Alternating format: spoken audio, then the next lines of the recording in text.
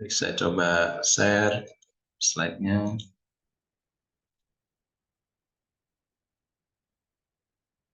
Oke, apakah bisa terlihat?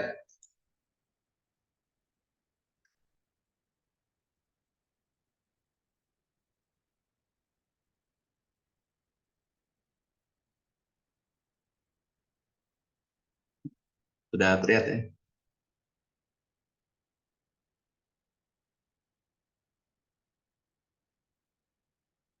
Oke, baik, pada kesempatan kali ini saya akan mencoba menjelaskan mengenai kelas anatomi ya, atau anatomi kelas, yang mana ini merupakan dasar ya, dasar dari pemrograman berorientasi objek. Dalam sebuah kelas, ini mengapa disebut kelas ya? Karena mungkin pertemuan terakhir ya sudah saya singgung sedikit bahwa dalam kelas kita berusaha melambangkan semua hal yang ada di dunia ini ya, atau di kehidupan sehari-hari itu dalam bentuk objek ya. Kemudian dalam objek itu ada dua komponen utama ya, yaitu definisi ya dari objek tersebut ya, dan juga apa perilaku ya dari objek tersebut. Sehingga kelas itu mempunyai dua komponen atau dua sifat utama ya. Nah, ini contohnya misalkan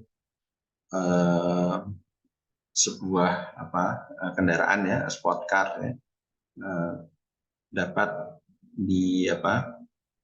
dibedakan atau mempunyai berbagai jenis warna ya. Kemudian juga engine powernya atau tenaganya ya, 100 horsepower ya, tenaga kuda ya, atau 200 tenaga kuda ya. Nah, kemudian dia dapat diubah bentuknya ya, atau tetap dalam bentuk yang biasa ya.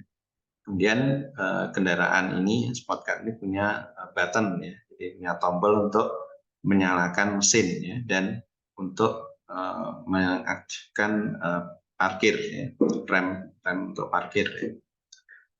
Dan ketika rem parkir itu dilepas ya, dan kemudian kita tekan ya, tombol untuk kecepatan ya,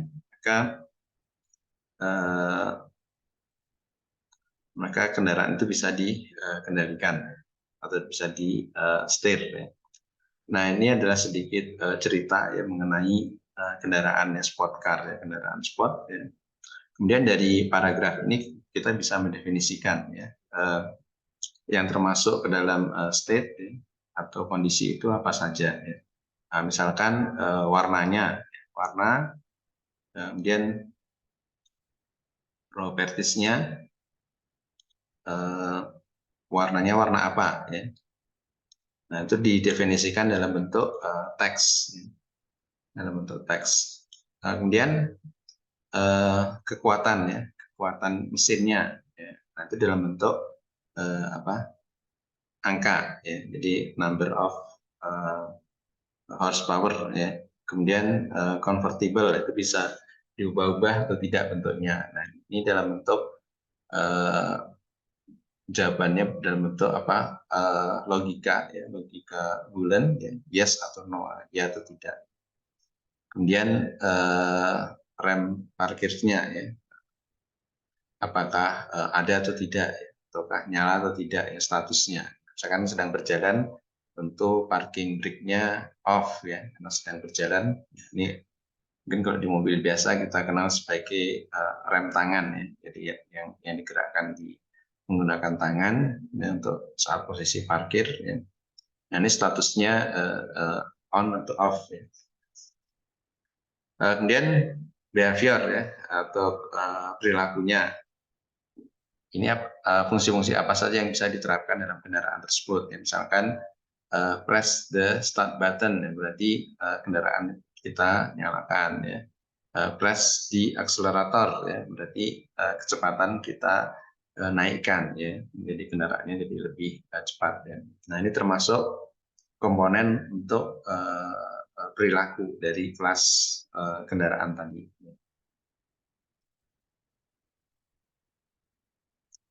Contoh lain dari object oriented programming itu adalah saat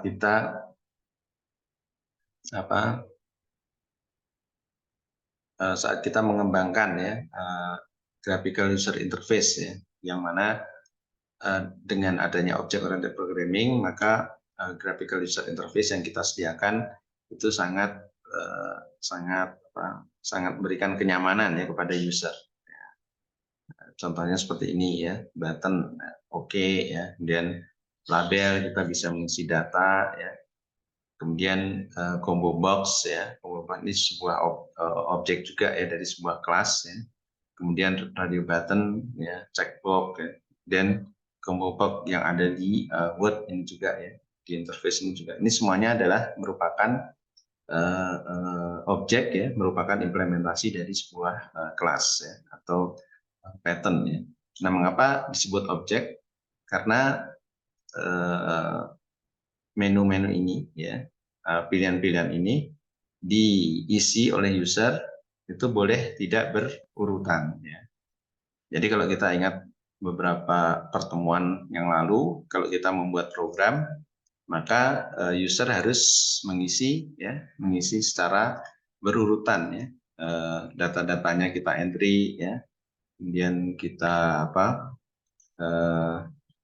kita berikan nilai sesuai apa yang diminta oleh program itu secara berurutan. Jadi kalau tidak berurutan maka programnya tidak jalan. Jadi misalkan programnya ingin mendapatkan data-data pribadi kita, ya, misalkan nama depan, ya, nama belakang, ya, kemudian umur, kemudian tempat tinggal, ya. Nah kalau kita jawab semau kita, misalkan saat ditanyakan nama kita jawab umur misalkan ya, nama berapa, kemudian umur 20, nama 20 tahun misalkan, nah, kan tidak sesuai ya, tidak cocok ya. Maka programnya error dan tidak bisa berjalan. Jadi harus urut ya. Nah kalau pemrograman yang berorientasi objek, sebagaimana yang mungkin sering kita gunakan ya, untuk membuat dokumen, untuk membuat file, ini boleh tidak berurutan. Jadi misalkan di Word ya, kita buat dokumen, kita klik new dokumen, kemudian kita berkeinginan untuk men-setting ukuran kertas misalkan. Kemudian kita ketik data kita ya, tulisan kita, kemudian kita ingin men-setting mengganti jenis huruf misalkan, atau spasinya ya direnggangkan dari 1 ke 1,5 misalkan. Nah itu bisa kita lakukan secara tidak berurutan. Misalkan kita ketik dulu ya teksnya, kemudian setelah selesai membuat satu dokumen, kemudian baru men-setting tepian ya, halaman misalkan ya, tepi atas, bawah ya, kanan kirinya berapa batasnya. Nah itu bisa ya. Jadi dengan pemrograman atau dengan program yang dikembangkan ya dengan object oriented programming, kita bisa menjalankan perintah-perintah ini secara urutannya secara sembarang ya. Jadi tergantung keinginan kita. Jadi boleh men-setting ukuran dokumen dulu, baru kemudian mengganti jenis huruf ya, atau sebaliknya ya, mengubah jenis huruf dulu, baru kemudian men-setting ukuran dokumen. Itu mana yang lebih dulu terserah kita ya, tergantung dari user.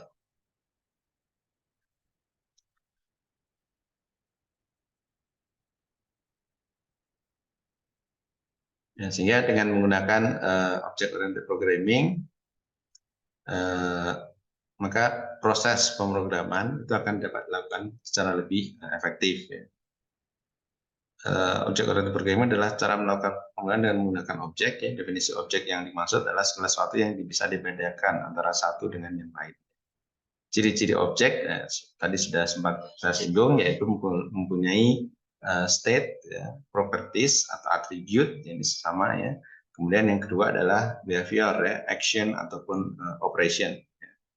Kalau state itu dinyatakan dengan menggunakan data field beserta nilai terkini dari field tersebut. Ya, contoh objek lingkaran akan mempunyai data field radius. Ya. Dengan menggunakan nilai radius maka objek lingkaran lebih mudah dikenali. Ya. Kemudian behavior dinyatakan dengan metode yang diberikan pada sebuah objek. Ya. Contoh objek lingkaran mempunyai metode antara lain get area, get perimeter, get diameter, dan set radius. Jadi ini kalau objek lingkaran, kalau data-data dari lingkaran, ya, jari-jarinya berapa, itu semua masuk ke dalam golongan state, ya, atau properties atau attribute. Ya.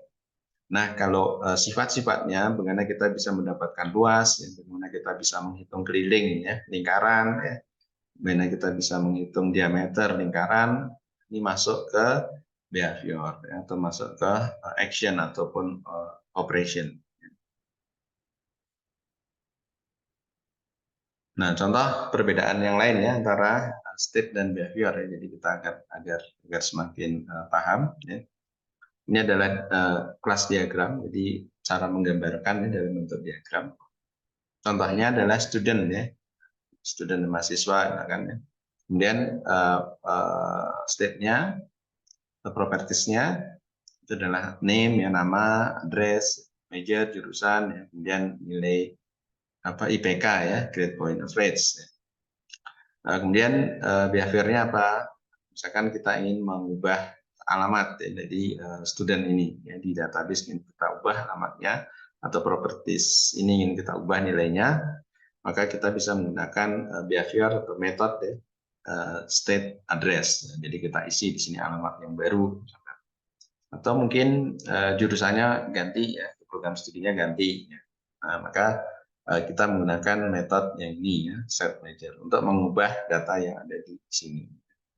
Kemudian nilai grade point average, nilai IPK-nya berapa, ya. Nah, cara menghitungnya bagaimana? Cara menghitungnya dengan menggunakan metode yang ini, ya, compute GPA, ya. Jadi dengan menggunakan metode ini maka kita bisa dapatkan atau bisa kita update, ya, nilai grade point average yang dimiliki mahasiswa tersebut. Dan rectangle, ya, rectangle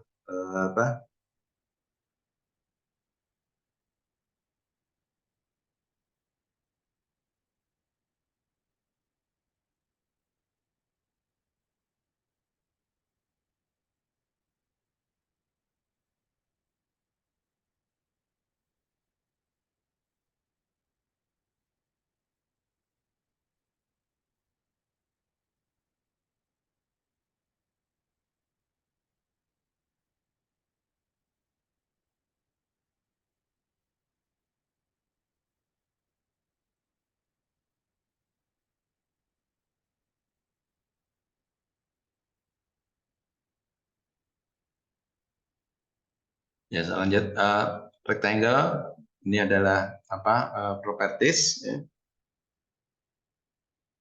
Propertiesnya length, ya, width, color, ya. Kemudian ini ada metodenya, ya, atau fungsinya bisa digunakan untuk menghitung, ya.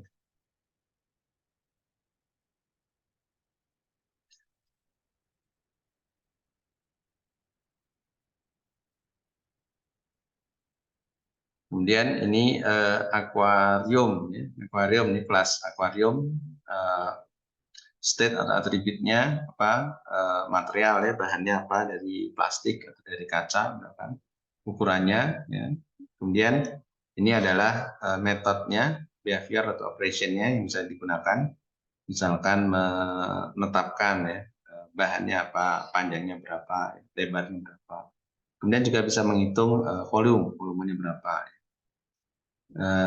Kemudian hitung isiannya, ya, berat isiannya misalnya. Kemudian flight, ini penerbangan, ya, state-nya apa, ya, airline, flight number, velocity. Jadi ini semua terkait dengan data.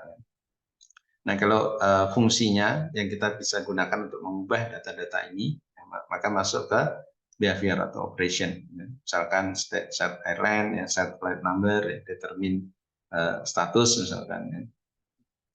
Dan employee state atau attribute-nya, name, department, title, salary. Ya. Kemudian behavior-nya yang kita bisa gunakan untuk mengubah data-data ini apa metodenya? Set department berarti mengubah atau memberi nilai departemen, mengisi ya nilai departemen, namanya apa ya, jurusan apa atau divisi apa. Kemudian nama dari perusahaan tersebut ya, dan salary-nya berapa. Jadi ini adalah fungsi ya atau metode yang digunakan untuk mengubah nilai dari state. Ya. Nah ini adalah bentuk kelas diagramnya. Jadi posisinya seperti ini ya. Jadi dibagi 3 bagian ya, box ya. Yang pertama itu adalah judul ya atau nama kelasnya, sedangkan item ya atau smartphone ya. Kemudian attributes ya atau propertiesnya. Kalau ini sepatu ini namanya ya, sorry. Dan harganya berapa? 250.000 misalkan. Nah, kalau smartphone misalkan nama, ya, tahun, prosesornya apa, operating systemnya apa, apakah Android atau bukan Android, atau memorinya berapa, ya, apakah 16 giga ya, atau 8 giga misalkan, dan harganya berapa. Ini adalah sifat-sifatnya.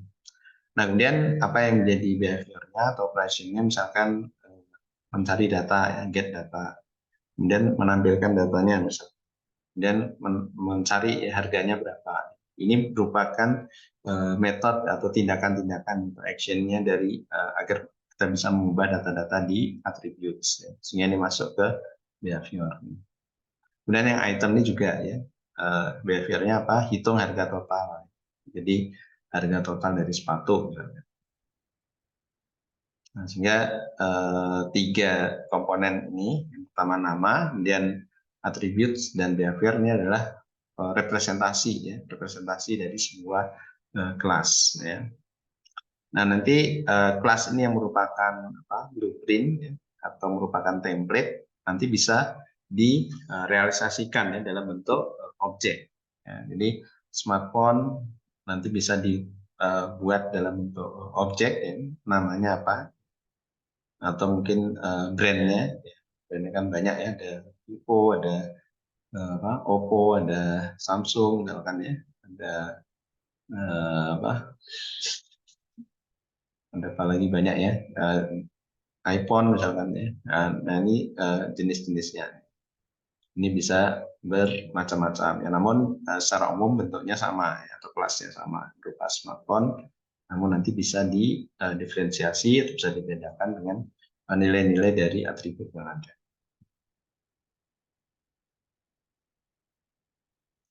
Nah, sehingga dalam tahap ini saya harapkan Anda bisa membedakan ya antara kelas dan objek.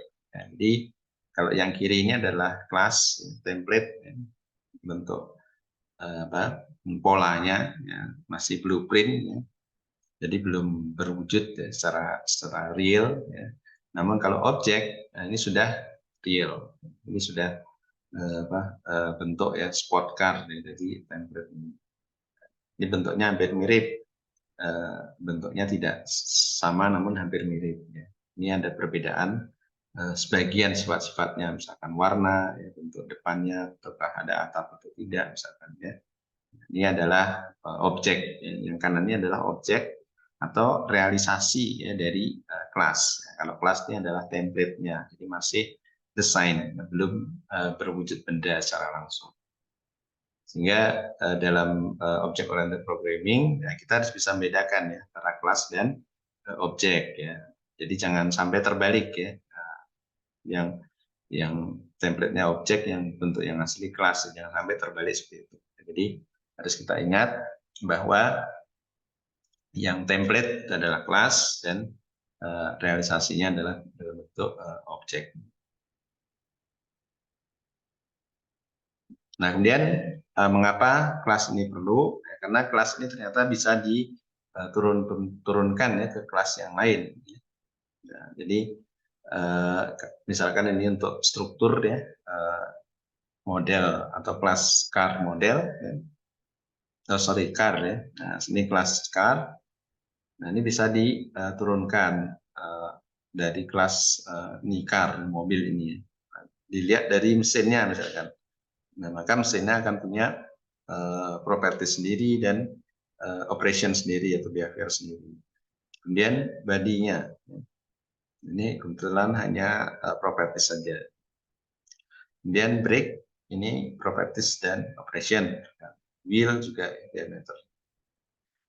Sehingga satu kelas ini bisa terkait atau berkorelasi dengan kelas yang lain.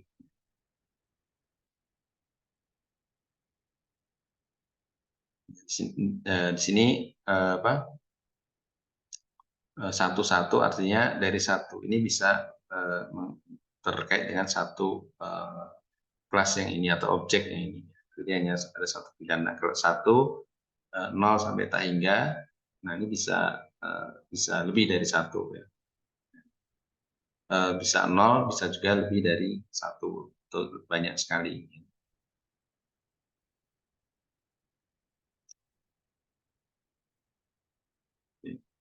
Nah, untuk membuat kelas diagram, nanti Anda bisa mencoba ya dengan menggunakan aplikasi yang namanya Visual Paradigm ya, Visual Paradigm ya, Visual Paradigm yang bisa digunakan untuk membuat kelas diagram. Aplikasi untuk Visual Paradigm ini aplikasi yang bisa dipilih yang community edition ya, jadi bisa tersedia secara gratis ya. Nah, ini adalah home screen ya dari Visual Paradigm. Kemudian ini adalah tools-nya. Nanti kita bisa mengklik and drag simbol-simbol ya dari object oriented programming untuk kemudian dikaitkan ya antara satu blok dengan blok yang lain. Ini bisa download dan bisa digunakan secara gratis ya Visual Paradigm untuk aplikasi ini.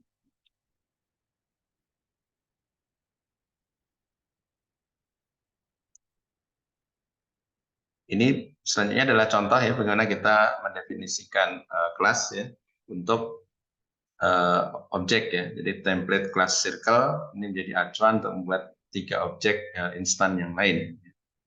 Jadi class name-nya adalah circle, class template, kemudian data field atau radius, ya, dan methods, ya, get area, get perimeter, dan set radius. Ya.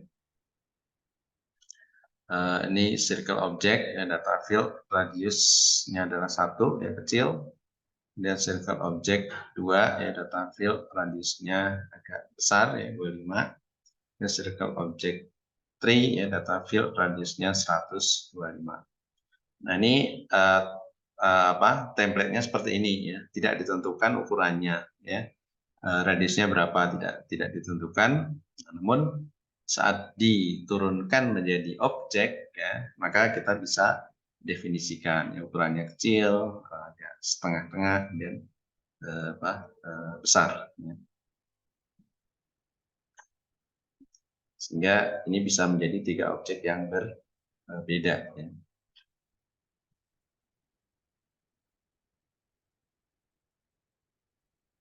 Kemudian bagaimana kita mengimplementasikan dalam sebuah kelas ya.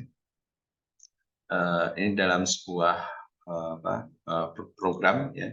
Kalau kemarin mungkin belum kita definisikan ya kelasnya ya. Jadi hanya perintah-perintah untuk if ya, kemudian untuk switch ya, untuk loop ya, while, the while, dan for ya. Kita belum membuat kelas ya, walaupun secara implementasi kita sudah membuat kelas. Jadi setiap kali kita membuat perintah-perintah prosedural itu harus dimasukkan dalam sebuah kelas ya, yang mana nama kelas itu harus sama dengan file ya. File yang .java yang kan Anda juga sudah mencobanya kan. Nah, ini contohnya misalkan kelas circle. Nah, maka dari kelas diagram tadi, ya, data fields-nya apa, nah, ini kita harus didefinisikan di sini, ya. Jadi propertiesnya, ya, atau state atau atributnya yang dimiliki oleh kelas circle. Nah, kalau circle lingkaran misalkan hanya punya parameter radius, ya, atau jari-jari, ya. Maka bisa kita definisikan double radius sama dengan 1, ya. Berarti nilai awal dari jari-jari ini sama dengan 1, ya. Dan tipenya adalah double, ya. Nah, karena ini adalah template, nah maka ada kemungkinan nanti nilai ini bisa diganti ya saat kita membuat objek yang baru ya, dengan menggunakan template circle, ya. Jadi tidak harus selamanya radius itu nilainya 1, ya. Bisa tadi sebagaimana yang contoh tadi, ya, radius bisa nilainya 25, bisa nilainya 125, ya. Nah, ini tergantung saat kita membuat objek ya, berdasarkan kelas circle ini. Kemudian lanjut construct a circle object. Nah, maka ini adalah perintah yang disebut sebagai constructor, ya. Constructor adalah behavior atau method yang digunakan untuk menginisiasi objek atau instan. Jadi ini adalah perintah untuk menciptakan ya, objek. Nah, jadi ini dalam kelas circle ini ada behaviornya. Behaviornya adalah untuk menciptakan objek, ya. Jadi objek adalah sebuah instan atau sebuah hasil, ya, sebuah hasil dari penciptaan dari atau realisasi dari sebuah kelas atau template. Nah, perintahnya ada dua seperti ini, circle parenthesis, ya, kemudian brace kosong, kemudian circle bisa juga dengan mengisi argumen nilai radius ya, atau jari-jari. Jadi dalam parenthesis kita isi double new radius, ya, berarti nilai jari-jarinya berapa dan tipenya harus tipe double, ya. Nah, kemudian nilai yang diisikan oleh user di sini sebagai argumen ya dari konstruktor circle itu nanti akan menghapus ya atau akan menimpa variabel radius yang sifatnya global yang ada di sini. Jadi nanti user bisa dua pilihan ya untuk menggunakan konstruktor ini. Bisa menciptakan aja buat objek circle gitu ya menggunakan ini, maka otomatis nilai radiusnya adalah 1, ya, defaultnya 1. Karena di sini tidak mengisikan nilai radius yang baru, ya. Namun bisa juga user mendefinisikan ya, nilai radiusnya berapa. Misalkan saya tidak ingin lingkaran yang kecil ya, saya ingin lingkaran yang besar dengan radius 125 ya. Nah, maka user bisa mengisi nilai di sini 125 ya. Sehingga otomatis nilai radius yang lama yang 1 itu akan ditimpa atau akan di override ya oleh nilai radius yang baru yaitu 125. Kemudian terdapat juga metode-metode yang lain ya untuk menghitung area luas dan juga untuk menghitung keliling ya, perimeter. Jadi untuk menghitung luas, nah, maka kita tinggal menggunakan rumus ya luas lingkaran ya, yaitu pi r kuadrat ya. Berarti radius kali radius karena r kuadrat, kemudian nilai pi, nilai pi diperoleh dari kelas math ya. Math kemudian dot pi ya. Di pi, nilai pi 3,14. Kemudian untuk keliling juga 2 PR ya, matematika, maka 2 kali radius kali pi. Dan sini harus kita beri return. Return maksudnya setelah menjalankan metode get area, maka nilainya akan dikembalikan ke program utama. Ya. Dan set new radius, nah ini kalau kita ingin di tengah-tengah setelah lingkaran itu ada, maka kita ingin mengubah ya, kita ingin mengubah radiusnya, maka kita bisa menggunakan metode ini set radius double new radius, isi nilai radius baru, maka otomatis jari-jari itu akan terupdate ya. Jika mula-mula 125 tadi ya bisa diturunkan ke 50 misalkan, bisa menggunakan metode yang.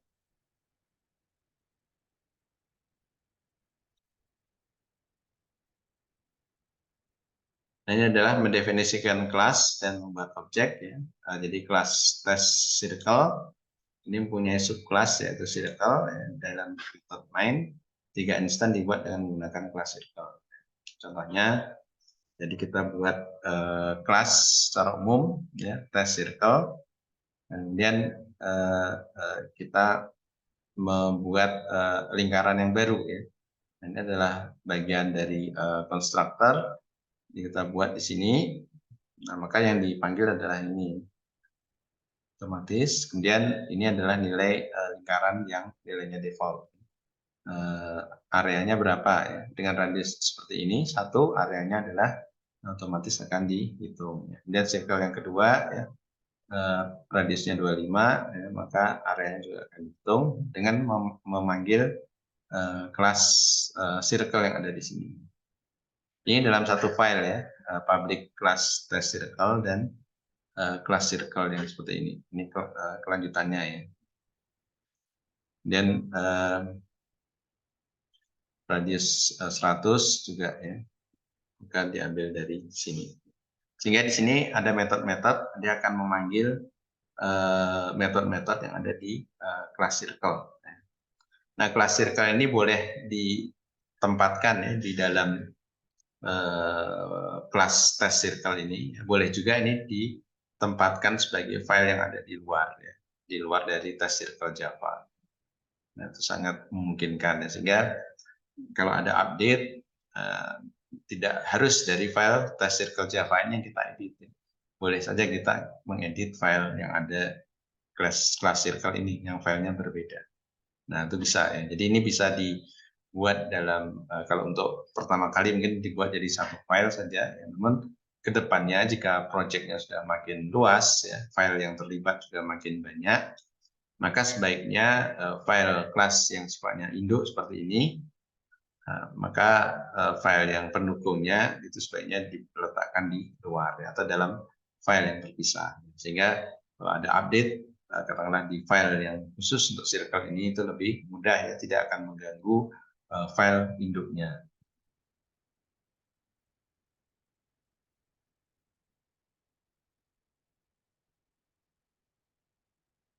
Nah, ini kalau kita compile ya.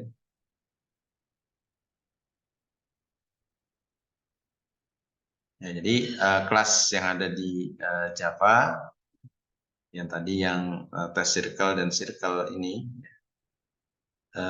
bisa mempunyai dua kelas ya, tapi saat di-compile kita bisa hasilkan dua kelas ya, test circle class dan circle class. Nah, namun dalam satu file Java yang sifatnya public ini hanya yang ada di luar ya. Jadi yang menjadi nama filenya. Jadi user ya atau orang yang di luar ya, ini hanya bisa mengakses yang ini saja ya, yang test circle aja. Sedangkan yang circle class ini sifatnya tersembunyi. Ya, sehingga ini juga salah satu keunggulan dari Java ya. Jadi kita punya banyak kelas, namun yang kita berikan akses ke orang luar itu hanya yang satu aja, yang kelas yang utama. Kecuali kalau memang ini diletakkan terpisah ya, diletakkan file yang berbeda. Tapi ini kebetulan dua kelas ini ada dalam satu file yang sama.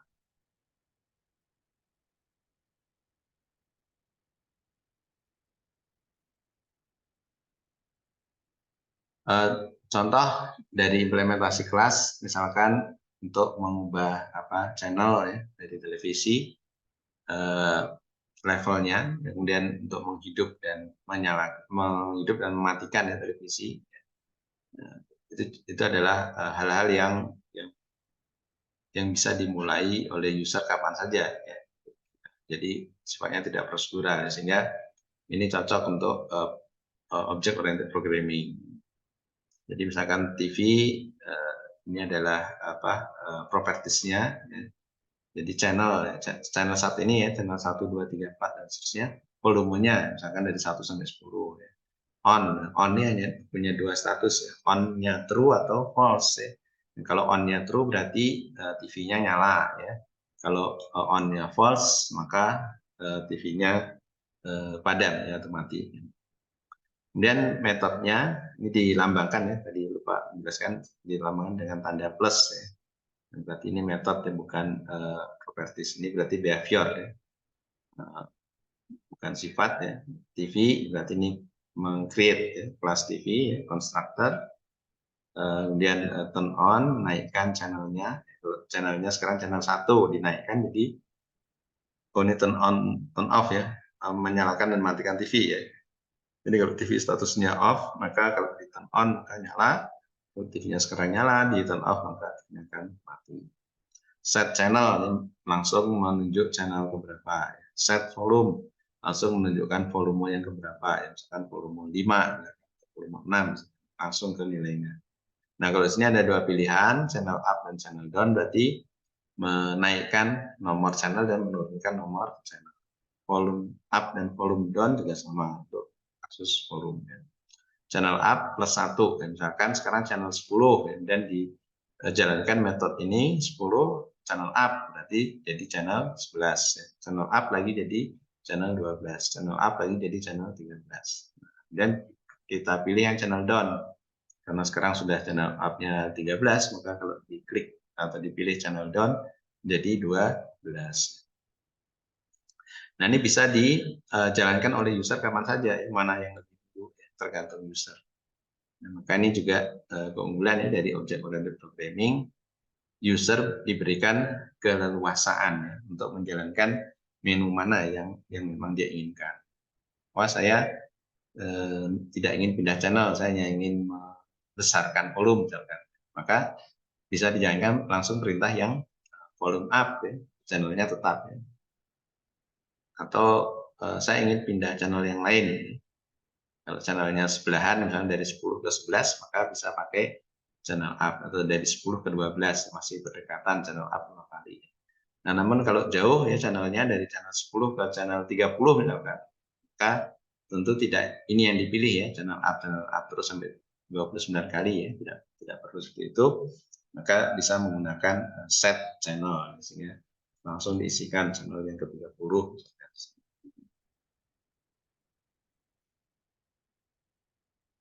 Ya, ini contoh programnya ya, yang bisa kita lihat nanti perubahan dari channel dan volumenya. Ya, mungkin untuk kali ini sampai di sini saja. Untuk selanjutnya mungkin bisa saya jelaskan lebih lanjut karena ini materinya cukup banyak ya untuk yang bagian implementasi dari kelas ya. Ini harus benar-benar dipahami ya, karena selanjutnya kita akan banyak bermain ya dalam membuat kelas ya, dengan merelasikan satu kelas dengan kelas yang lain. Sampai di sini ada yang ditanyakan, silakan.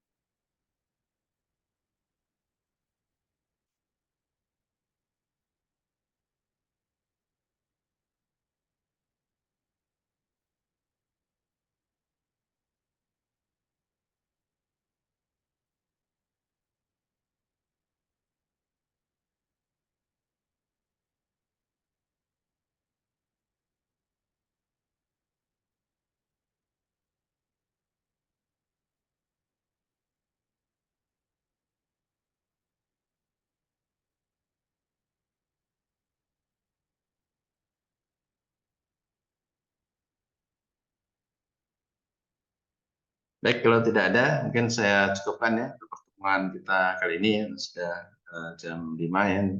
Insya Allah nanti kita bisa bertemu dari Selasa ya, Selasa depannya. Baik, sekian, terima kasih. Assalamualaikum warahmatullahi wabarakatuh. Selamat sore semuanya. Waalaikumsalam warahmatullahi wabarakatuh. Terima kasih, Pak. Terima kasih, Pak. Ya, terima kasih.